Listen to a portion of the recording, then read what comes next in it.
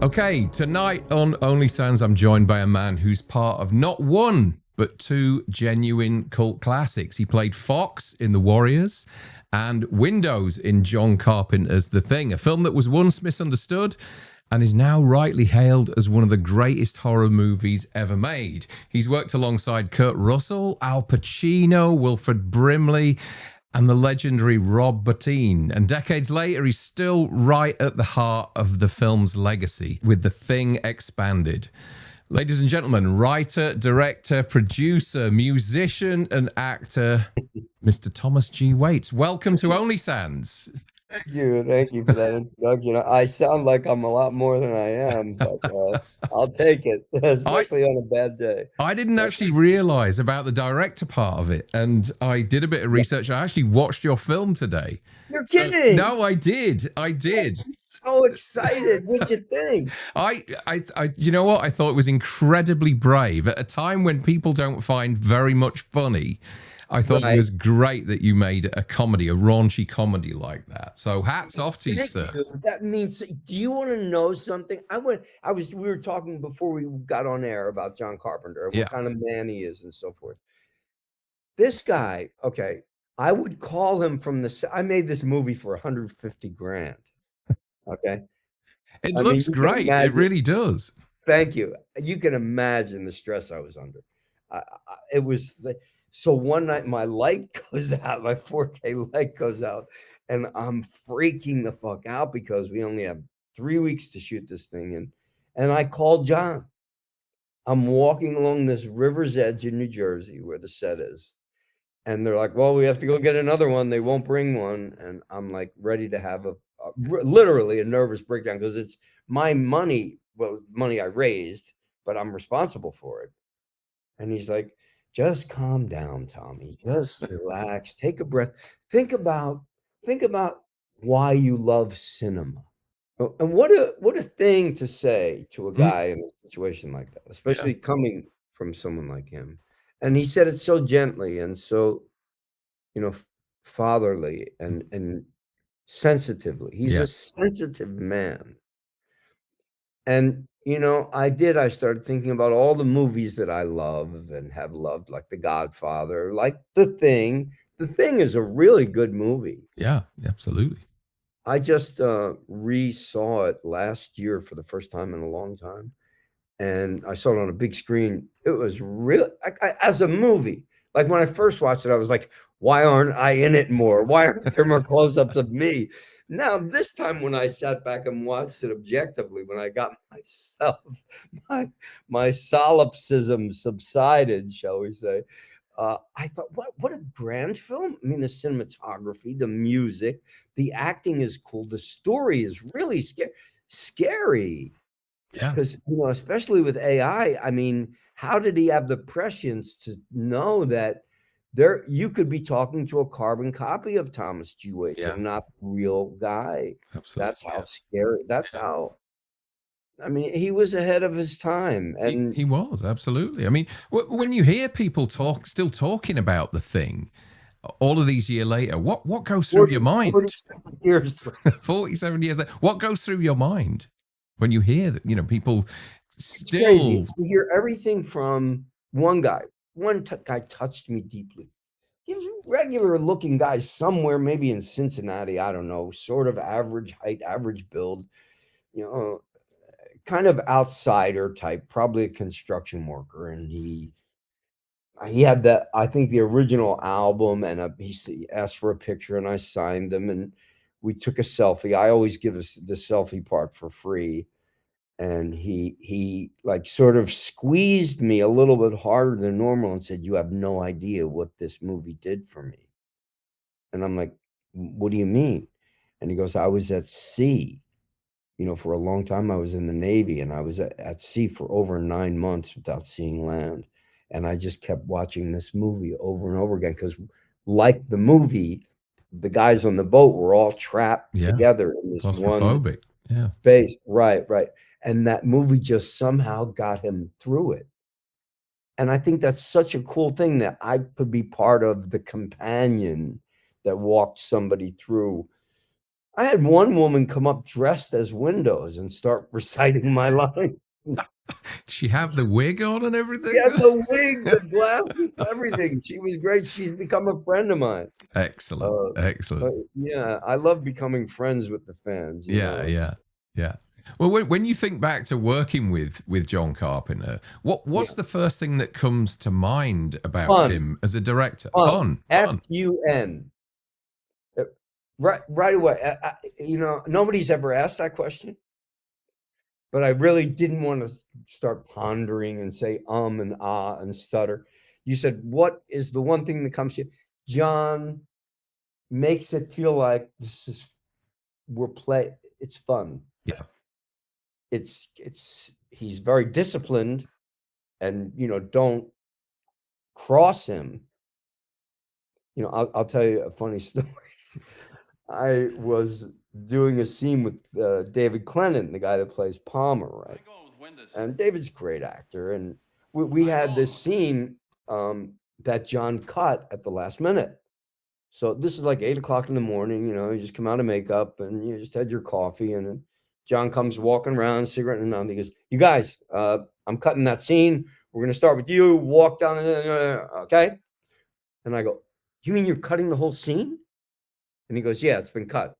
And then Clennon goes, "We're not going to shoot it later?" He said, "I said the scene's been cut.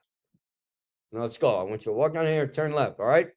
Okay, let me know, give me the bells." And we're like, "Fuck, that fucking guy. What a fucking asshole. How could he do that? Was our best scene." We're saying, "Oh." And the bell rings, there's dead silence, and John pokes his head around the corner and goes, "By the way, you guys, I just heard every word you said." And I was like, "Oh my God, what a fucking idiot I am." Clennon, you know, he is an extraordinary guy. He's like, "Well, a little mutiny's healthy on everything." Yeah, of course. I took it different. I took it that I hurt his feelings. Yeah.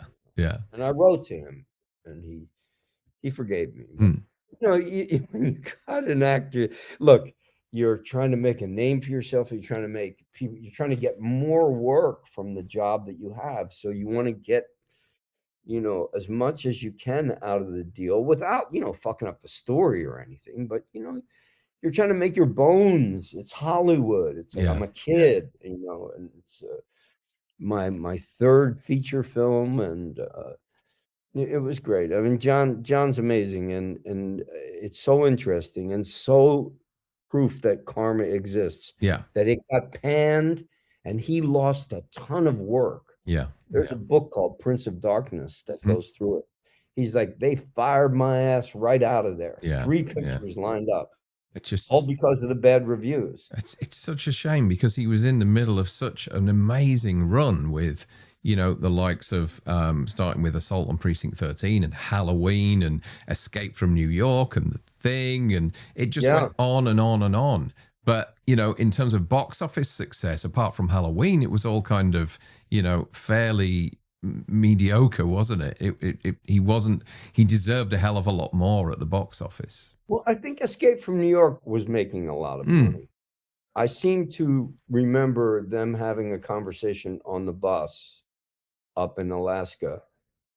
One of the crew that worked on it was on the same job and said, "Hey, did you hear our numbers in Europe it made whatever millions?" Yeah.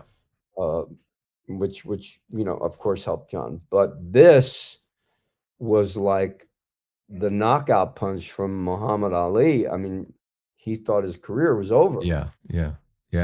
You can tell he's even in the documentary, when you watch The Thing expanded and he touches on it, you can see he's genuinely hurt by it, and it must be very rewarding for The Thing to be acknowledged like it is, you know, all these years later. If anyone, and this is what I'm saying about, like, you know, I want to believe that, you know, because he has such a good heart and he's such a good man, that's why he's getting his just desserts. And I want to believe that, because I feel that that's true. And You know, not everybody gets that second look, and it's all because of the internet. I mean, it came and went. And I said to my agent, I remember going, well, you know, can't me being in the thing get me in this audition for this next movie, whatever the fuck it was. And he goes, Tom, forget about the thing. Okay. Nobody's talking about the thing. It's not going anywhere. It's not doing anything for your career. We have to start all over again.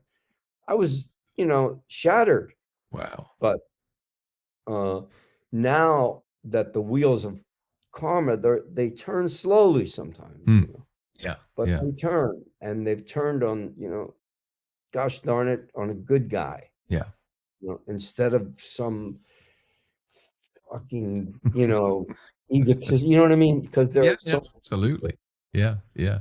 So being the probably what the I think you and TK Carter, bless him, were the youngest on the set, right? Were the two yeah, youngest. I was 26. There's a you know, Windows as a character is kind of pushed around a little bit by the older members of the cast, almost like borderline bullied in some sequences. But he does kind of hold his own a lot of the time.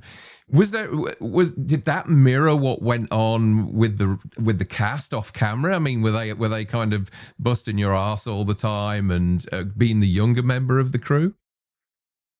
I think there was a lot of fun, as I say, camaraderie, where we actually, I think after the first night of rehearsal, we all went out drinking at the same table. And every one of us was drinking except for Wilford Brimley because he was a recovered alcoholic. Yeah. You know? In fact, he was thrown off of the Universal lot many years before, and John had to go to the head of Universal to get special permission to allow him back on the lot. Wow. Yeah, he had a bad drinking problem. I think he beat someone up pretty badly on the set or something. He was a real cowboy, man. Yeah, yeah. He was not to be messed with. He would sit on the set and make those crazy like knots that cowboys make, Hmm. you know, when they can do like 35 different knots.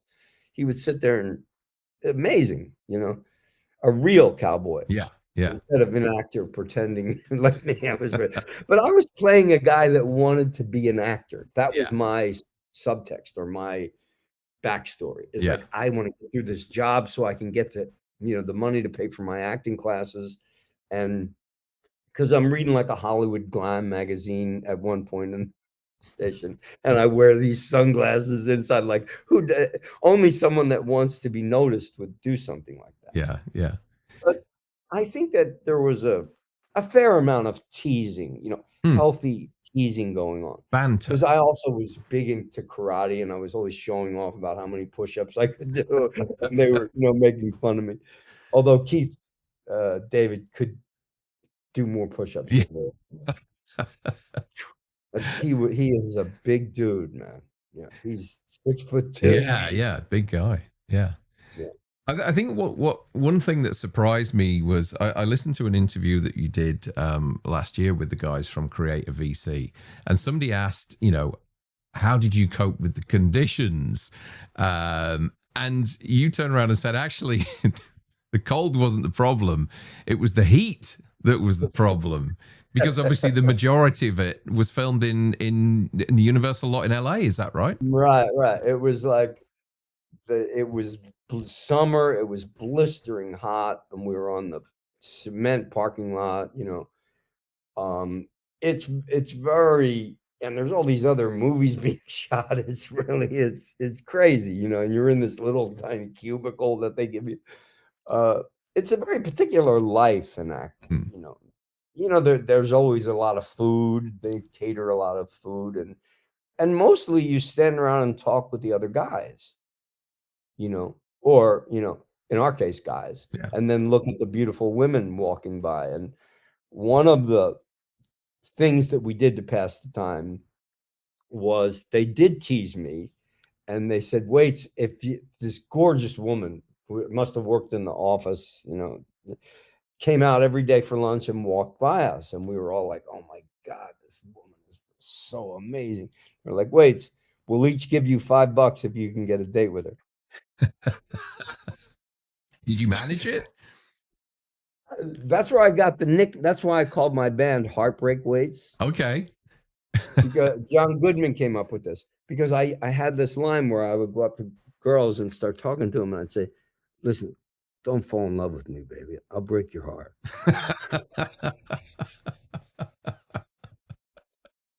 It is. I've put it up there so everybody can see that you're on Instagram. Your band page is on Instagram. Heartbreak Waits. I was checking it out earlier. Is the name a kind of play on words? A Heartbreak Waits, as in waiting. Yeah. It's whatever you want it to be. Yeah. Yeah. But it's my signature name, and John Goodman gave it to me. You know, he called me Heartbreak Waits way back, and I was playing CBGBs. And John was, you know, drinking at the bar, and he's like, "Heartbreak Way," and so it stuck with me ever since then. And so they made me, they bet me $5, and I'd have to give each of them $5. I think it was Kurt, Joel, Clennon, and maybe Will too. There was just 4 or 5 of us. Yeah, yeah. And so she comes out, and I go up to her, and I go, "Hey, how you doing?" And she goes, "I'm fine. You know, how are you?" I'm like, "California, I mean, the women are ridiculous." And I'm a kid, and my testosterone levels are through the roof. And the fact that she stopped and talked to me was astounding. But I guess she deduced he must be one of the actors on this, you know, film. And I, sure enough, I had a date with her that Friday, and you know, even though it was a brief affair, she said something to me no one's ever said. She said, "You're perfect just as you are." Man, that made me feel really good. Oh, that's nice. That's nice. And it obviously got you some credibility with the guys on the set as well. And I made $25. You know, it was such a fun time. I mean, it was really one of the highlights of my life. Honestly. Yeah. And I don't mean to diminish I have a great life. I've had a great life. I have 2 fantastic children that I love and adore, and a great partner, an ex-wife, and my ex-wife is my current girlfriend. Oh wow! Okay. Yeah. It's a long story. Yeah. Very nice. I'm glad that you're yeah. We have 2 kids together, things. A grandchild together, and we've been together off and on for about 38 years. Wow. Yeah, it's a whole other movie. Yeah. You know, married for 12 years, divorced for 13, back together for 3, gone for 7, back together now, going on 4. Well, congratulations. Yeah, thank you. Excellent. So back to Windows, who's such a memorable character. What was your way in? What did you want to bring to him? Because, well, the first thing you brought to him was giving him the name Windows. Where did that come from? Yeah, I was, you know, his name was John Simmons, and I'm like, you know, I remember when I was in Juilliard, we had to take academic classes, you know, history of theater and so forth. They made sure that you were well-rounded. And the professor, Maurice Valenci, who was a famous translator, he said, always examine characters' names, because that can tell you who the character. Willie Loman in Death of a Salesman is a low man, and Biff is kind of supposed to be a tough guy. Happy is not happy, you know, etc. And like John Simmons, I was just, at first his name was Santiago, or I think it was Santiago. And I'm like, why am I even going? They're like, no, you know, just go in. What was going through my mind was, how can I bring myself to this, right? Would I want to be here if I were in the Navy and got stationed with these? No, man. I'm living in another like, I'm a dreamer. Mm-hmm. And I was jogging on Venice Beach. I was in particularly good condition at that juncture in my life. Physically, I was training for a black belt. So I put these glasses on, and a lot of girls started to pay attention to me. Like, I looked like I was a movie star. So I started wearing them into the rehearsal room.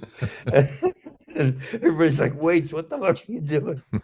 Oh, yeah, I'm working on something here. And then I went up to John and I said, John, from now on, I want everybody to call me Windows. And he took a long drag on his cigarette, blew a plume of smoke to the ceiling, looked down at the floor, looked away, looked at me, and he went, okay, all right. From now on, everybody, Tommy wants us to call him Windows. And thus was the birth of Windows, which makes him, I don't know, I think there's a character named Mac and a character named Windows. Yeah, I was going to say that next. You've got a Mac and a Windows within the ensemble. Yeah. That didn't have anything to do with Sheila. It was because one day I was at a bar and I was with the actor John Hurd, the great actor John Hurd. Yeah.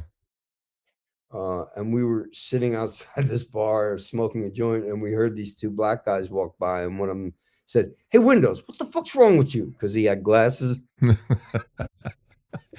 Hurd and I just laughed. He said, did you hear what he called him? Windows. And I thought, what a great name for a person. A nickname. Yeah. And the hair. I've got to ask about this because we have kind of similar sort of thick curly hair. Was that natural? I mean, it's bigger in the Warriors, isn't it? It's bigger in the Warriors, but was it natural? Or was there a little kind of? Did you give it some? Mate. It was just natural. Mate, I hated my hair. Right when I was a kid, my hair grows out. And you wanted it to grow down, right? But it just went like everybody else. And I had the afro, and I was like, the people teased. Oh my God, I got teased in high school quite a lot for my hair. And I used to try to plaster it down, but no, that was my all natural. Yeah. It's pretty amazing. And in the Warriors, it's even more of an afro. Yeah, it's that shot when you're coming down the subway on the in the Warriors coming towards the camera. It is huge. It's fantastic. You don't see hair like that today. No, and I feel your pain because when I was growing up in the 80s, I was into rock music and all I wanted was long hair. And I couldn't do it. It just went up and out. And I looked like something off a Hanna-Barbera cartoon or something like that. I look like Bozo the Clown. Yeah.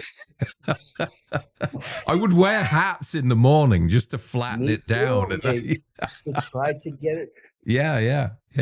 It's so funny. And that ended up being one of my strongest assets. Yeah. The thing that I thought was my greatest liability ended up being one of my strongest assets. Yeah. People would say, yeah, I know Tommy Waits. He has the best hair in the business. Well, that's what, people will turn around to me nowadays and say, I'd kill for hair like yours nowadays, Right.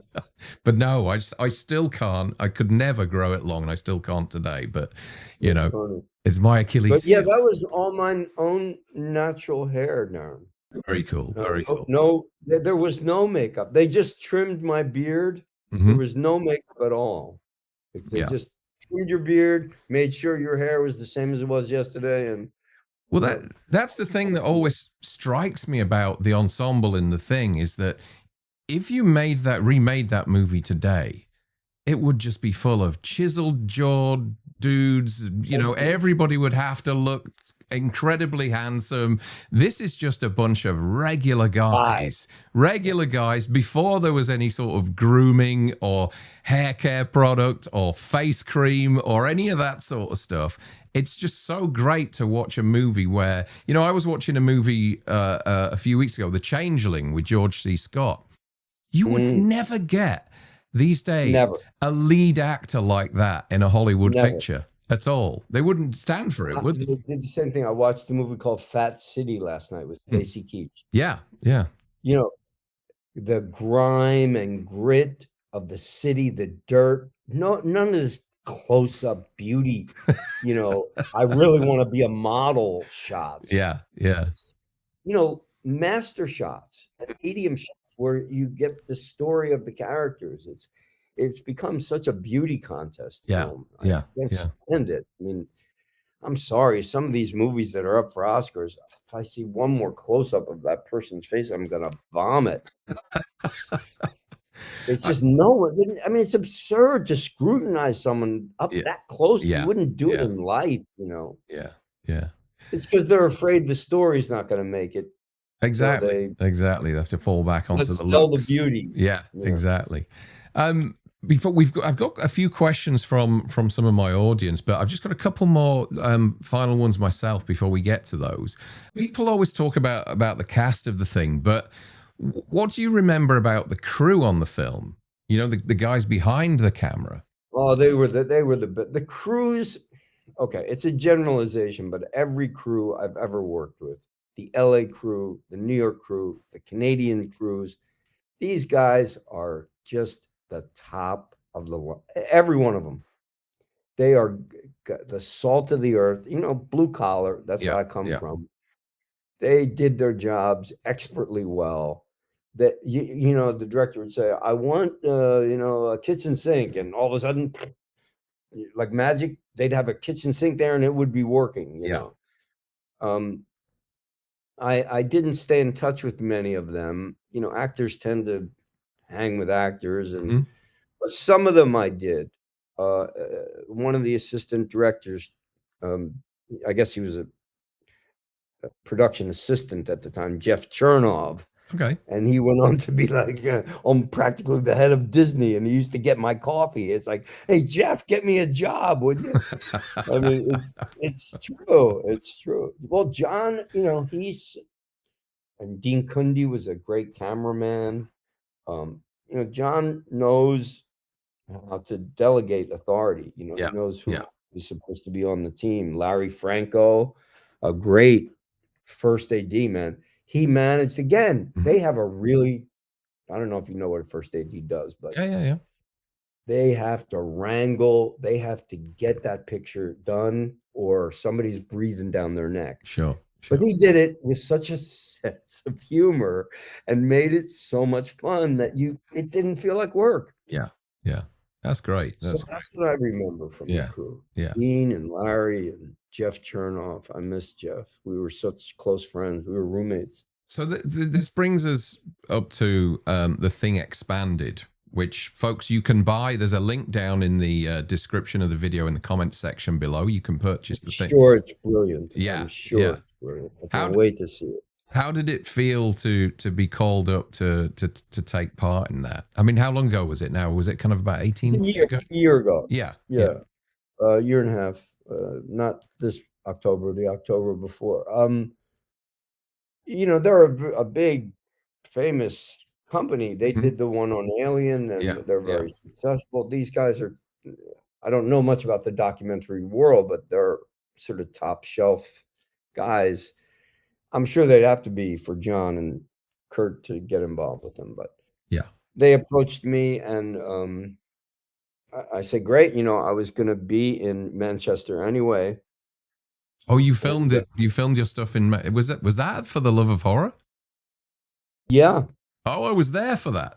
Excellent. So you filmed all your documentary moments for The Love of Horror. Yeah, in the hotel room there. Ah, that's cool. Yeah, excellent. It was great. You know, someone got me a gig in a bar at some little village, like an hour and a half away. Oh, really? Yeah, on Saturday night. And I had a torn ACL. Oh, no. But I was going to get 250 pounds. So I said, fuck, I'll take the gig. I wrote a one-man play and managed to play the guitar just enough to do the songs in it. And I ended up bringing it to New York and finishing it. And it's called Lucky Man, A Warrior's Journey. It's very interesting. You know, having a very interesting life. You know, not everybody gets to work with Al Pacino or Deborah Harry or Madonna was my neighbor. You know, I had a very, when people hear celebrities' names like that, it like piques their interest. And I had this dramatic, underneath it was sort of a love poem to my ex-wife. Yeah. It's quite beautiful. And, you know, I'm trying to get that off the ground. So I've got a bunch of questions from that were submitted to me. You okay for time? Yeah. Yeah. Okay. So the first one is from Simon Catterston, and he said, what were Thomas's first thoughts or impressions when he read the script for The Thing, and how does he feel about getting incinerated by the great Kurt Russell? I thought the script was, film scripts have to be extremely economical. If you see big long speeches in a movie, they're tough to pull off. I'm not saying it can't be done. Quentin Tarantino does it, but it was very terse dialogue, crisp, got to the action, and I thought it was well crafted. I had no idea who Kurt Russell was. I came from a theater background where we revered, Laurence Olivier and people like, that they were like gods to us where I came from. So I really didn't know that much about movie stars.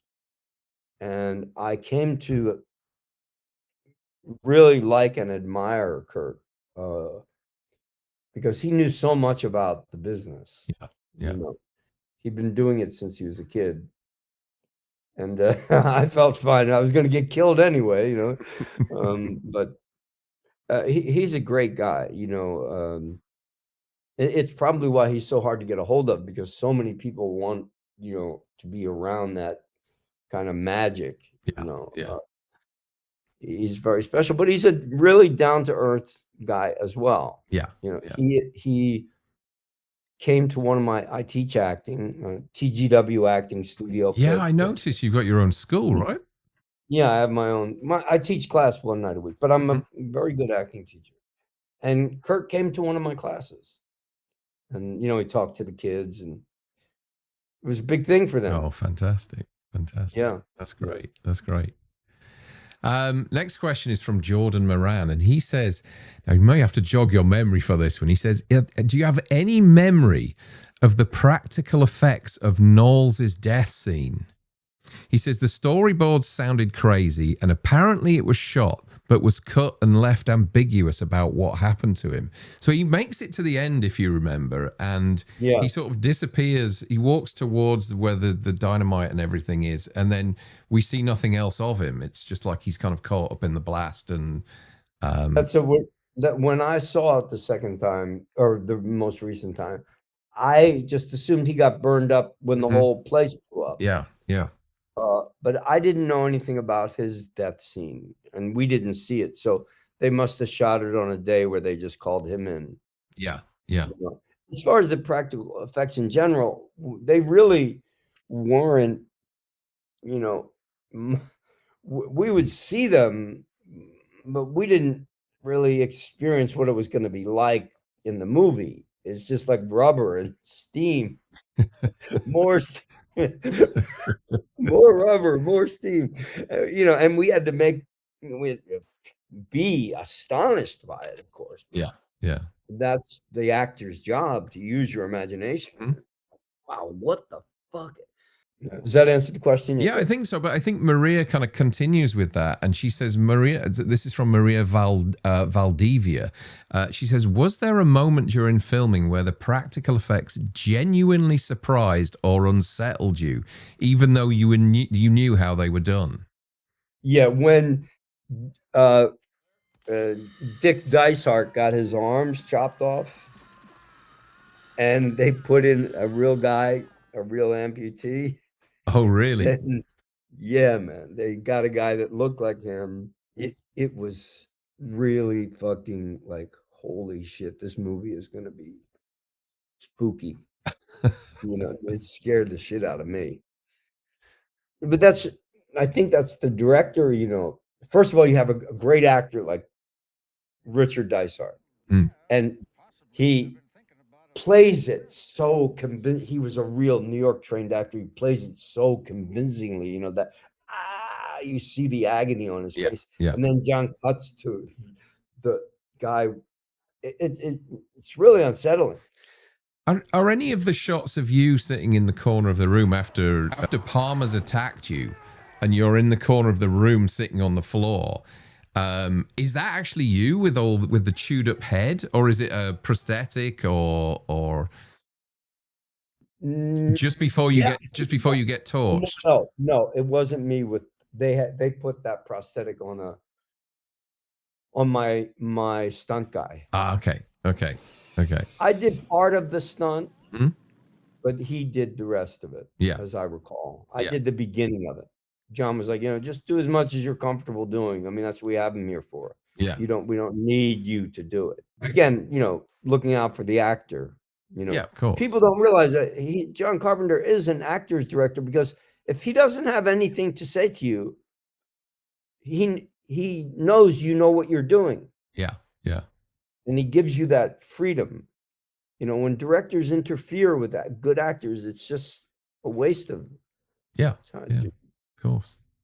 Next question's from Brandon Collins, and he says, "Hello, Mr. Waits. I love your work in And Justice for All. You were so young, yet more than held your own opposite Al Pacino in some emotionally charged and tragic scenes. Could you please speak to that experience, and how was Al as a scene partner?" Well, I went on to work with Al 2 more times. First, I did a production of Richard III with him that did not go very well. It was 5 hours long, first of all. It's a really interesting story. So I had gotten fired from the Warriors. I think it was like September, late August. I was devastated, mate. You're still in it. You're still in it for a healthy amount I of know, time, I'm though. in it It's a for good 17 45 minutes. The studio really did not want to get rid of me. It was Walter. Yeah. He was like, he's got to go. And frankly, I deserved it. Between you and whoever's listening, when you're wrong, admit it. I was a pain in the ass. Yeah. And when you're a pain in the ass, you get what's coming to you. And I did. And I'm sad about it. And I wish it didn't happen that way. But I did it. And so there I was, this kid, 23 years old. And it's like, I thought I was on my way. And it was going to be, I had a 3-picture deal with Paramount, and I fucked it all up. And then my agent said, Norman Jewison's in town and they want to see you for this movie. So I'm like, it's Al Pacino. My God, he's my idol. Are you kidding? I became Al Pacino after I saw The Godfather for about a week. And so I go in the day of the audition and I sign in, and he comes out of the office and he says to the secretary, "Listen, I gotta go to the dentist. I'll be back tomorrow." And I go, "Excuse me?" I've never seen the man before in my life. "I was told I was coming here to read with you, and I just heard you say you were leaving." And he goes, "I'm so sorry. Can you come back tomorrow?" And I said, "Yeah, okay." He said, What time would work for you?" And I go, 11 o'clock, the same as they. Okay. I'll see you tomorrow. I think he saw something of himself in me. Yeah. A kid that came from nothing, that was trying to make something of himself, that was a real serious actor. Yeah. He probably appreciated that you spoke to him like that, Yeah. It shows you, when you're an actor, you have to go for the jugular, man. There's no there is no etiquette in it. But so I auditioned with him. The audition went fucking brilliantly. I mean, I knew I nailed it. They were shaking my hand. I got offered more money than I ever had in my life to work for that amount of time. I was on cloud 9. I went out and bought a brand new stereo. I was like, kidding, this is life. I'm like this miracle. Look at me now, Mom, on top of the world. Right? With my new stereo. And I get to the big climactic scene that what was the name of the person that asked that question about Al? That was Brandon. Brandon.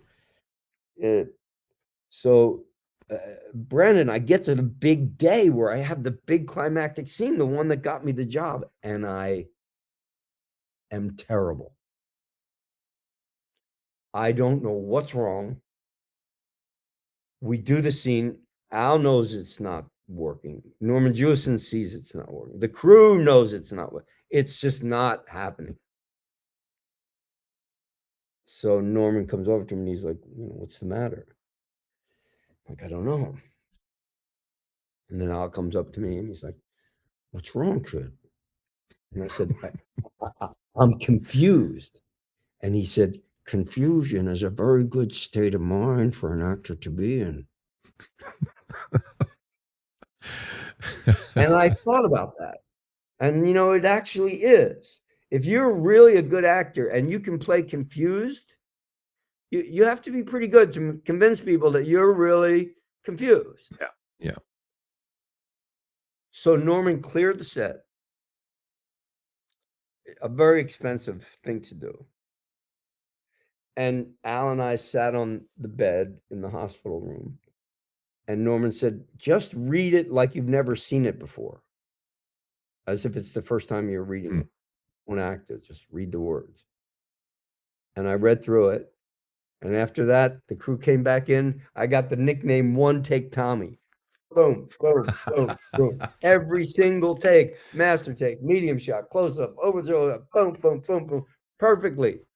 Brilliant. It was one of the greatest days of my life. And oh, that's great. That's great. Al said to me, you have a beautiful talent. I went down and wrote that in my diary. High praise. 1978, yeah. And then I went on to do a play with him that was a huge success called American Buffalo, a 3-character play. Yeah. And I recommended it to him. I put it on his dressing room when we were closing Richard III, which they called Richard of Third Avenue. One of the critics called it Richard of Third Avenue. It was a mess. But anyway, as I was leaving, I dropped off American Buffalo on his desk, and I thought, well, I'll never see the guy again. I've worked with him twice. I'll never see him again. If you want to do a play, I really think you should do this as a play. And 3 months later, my agent calls me and says, Al Pacino wants you to come over to his apartment and read American Buffalo with him and another actor. And we did. And then we did it at the Long Wharf in New Haven. We brought it into town, and it was a smash hit. The lines in the Village at that time were down 6th Avenue, around the block, up Thompson Street. I mean, it was like the Beatles, even now, the first day he saw the lines, he was like, did you see it out there? I said, it's like Meet the Beatles, for fuck's sake. It was great. It was a great time in my life, and I loved working with Al. So I hope that answers Brandon's question. Yeah, I think thank you for the compliment. Jordan Stevenson says, could you ask Thomas, when you played Windows, did you approach him as someone already cracking under the isolation before the creature even reveals itself, or does he only start to unravel once suspicion takes over? I felt that it happened as it did in the script, that he was, he was okay. He was cool. He was just resigned. We all have been in those situations where it's like, okay, I got to do this particular thing. I got to serve in the Navy for 2 years because that's the only way I'm going to get what I want. I want to be an actor. I want to be a movie star, actually, not even an actor. And I can't afford acting classes. So I'll join the Navy and I'll get on the VA plan or whatever to pay for my education. So I'm doing my time there. And all of a sudden, things start to get jumpy. And I'm pretty high strung anyway. So to answer the question, yeah, I make every character be in an urgent situation. Nothing should be casual. So there's like already something a little bit wrong with Windows to begin with. He's a little bit mental to begin with. Yeah. And this just sends him right over. Fuck you, Palmer. That's my favorite one. Kenneth Irwin says, did John ever mention who the thing really was at the end? Nope. Nope. Okay. And he won't now either. No. I have a feeling he doesn't know. He just likes to keep everybody hanging on. And anytime anybody asks him, he says, fuck you or fuck off. Okay, next. Blake Cochran says, if Thomas could change one thing about the whole film, what would it be? It would be that moment where I'm laying on the floor and Brimley's trashing the radio station. I should have gone up and tried to stop him and had him throw me against the wall. Yeah. And it's my own fault. I'm sure John would have loved it, but I don't know. Yeah. You know, He had an axe. Yeah, Will was pretty violent too. Yeah, I mean, yeah. That was a great moment. It's terrifying. He was a scary dude. Yeah. You might crawl in the corner if he had an axe. And he had a vicious temper. You could tell he had scuffled it out. Yeah. And you were good friends with him, right? Right up until I adored Will. He became close with my son. I directed him in a play. The last thing he did before he died was a production of Harvey. Wow. You know, the movie Harvey with he played, you know, the guy, and he got me the job. And I went to St. George, Utah, and I directed him. And well, you don't really direct Will. You just kind of leave him alone. Yeah. Really. He was great though, man. On stage, you could see why this guy was good. Yeah. But he wasn't feeling well. He took it out on the producers and stuff. But that made it sort of a bad experience. But when when you don't feel well and you're trying to work, it must be very, very difficult. Sure. Duke Fleet says, did Thomas feel he was working on a movie which would turn out to be one of the most praised horrors ever? If so, what made him realize that? No. First of all, no. It was just a job. It was like, this is a gig. It's 5 months long. It's going to keep me alive for at least the next year until I get my next acting gig, probably on stage, because I was a New York stage actor. You have no, and the same thing with the Warriors. No idea that it's going to turn into. And I asked Al about that. I said, when you were shooting The Godfather, did you realize you were making like the greatest movie in the world? And he went, no idea. We thought this is a low budget movie that's just going to get thrown in the trash as soon as possible. They had no idea. Evil Alex says, did Thomas ever play the video game sequel from 2002? And what did he think of the prequel from 2011 if he saw it? I did see it. I didn't care for the prequel, not because of the actors or anything like that. I just thought that the premise of it, to have a woman doing all the stuff that Kurt would do, seemed so gratuitous. And I've seen a lot of that, gratuitous casting. Falstaff is not supposed to be a woman. I'm sorry. Okay, if that offends anybody. I love women. I worship women, in fact. But Falstaff is not a woman. And I saw a production in England, and neither is Hotspur. I mean, it just can't be. There's certain things that just can't be. Okay. Andrew Thompson says, considering The Warriors was a bittersweet experience for you and The Thing a critical failure at the time, is he surprised at how popular his portrayals of Fox and Windows have become over the years? Shocked. Stunned, mate. Stunned. It's like, we have a thing in our country where you have to serve grand jury duty. Yeah. And you get to blow it off twice, but the third time they subpoena you. So I am flying to London, where Kelsey Grammer, who's a mate of mine from Juilliard, is going to do a staged reading with all these brilliant West End actors of a play that I wrote, and I wrote the music to it. It's called McCare, and it's based on a Robert Louis Stevenson story. Anyway, it's all set up. I fly on Tuesday. We rehearse Wednesday, Thursday. We put it up Friday for the producers, and it's all set in place. The actors are cast. We're ready to go. And I have to go to jury duty. And I have to sweat out whether or not I'm going to make my flight that day. And I see this black dude, you know, that's like one of the security guards. And he comes up and he goes, "Hey, did you play Fox in the Warriors?" I said, "Yeah." And he goes, "Damn, man, can we take a picture together?" I'm like, sure. Listen, can you do me a favor? He goes, what, man? I go, listen, I give him my ticket. I haven't heard from them since.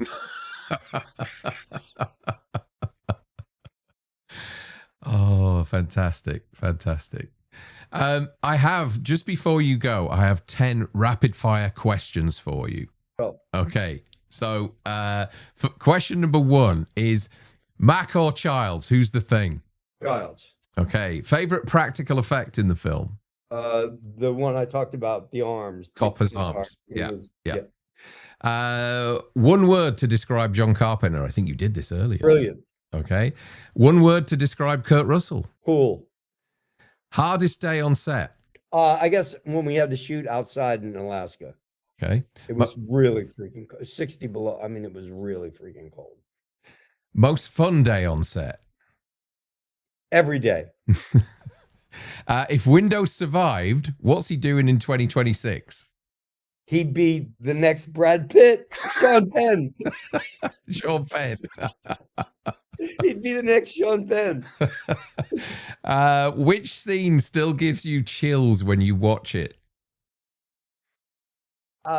Interestingly enough, the scene that still gives me chills is when, or it happens early in the film, when Peter Maloney catches fire.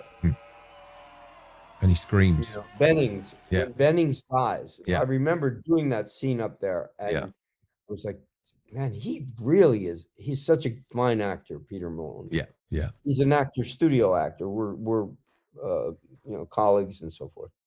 And he's in a play now at the Public Theater. I mean, it's incredible. Yeah, he's in the documentary as well. Yeah, he's in the documentary too. Yeah. He's an amazing guy. You know, he's been around for a long time, and he's worked with some of the greatest of the greats. Yeah, you know. Yeah. Okay, we've 2 more. If you could steal one prop from the set, what would it be? The flamethrower. I'd get a fucking $1 million for it. I could just buy one and say that it is. And then finally, The Thing in one sentence. What is it really about? Paranoia. Thomas G. Waits, thank you so much for doing this with me. This was an absolute pleasure. Welcome. Had a great time, Darren. No, this was fantastic. Folks, you can buy The Thing Expanded down below in the comments. Thomas is a very prominent interviewee in that documentary, along with all the surviving members of the cast, believe it or not. They're all in there. And you can also follow Thomas on Instagram. Above there, Heartbreak Waits. On Heartbreak Waits, yeah.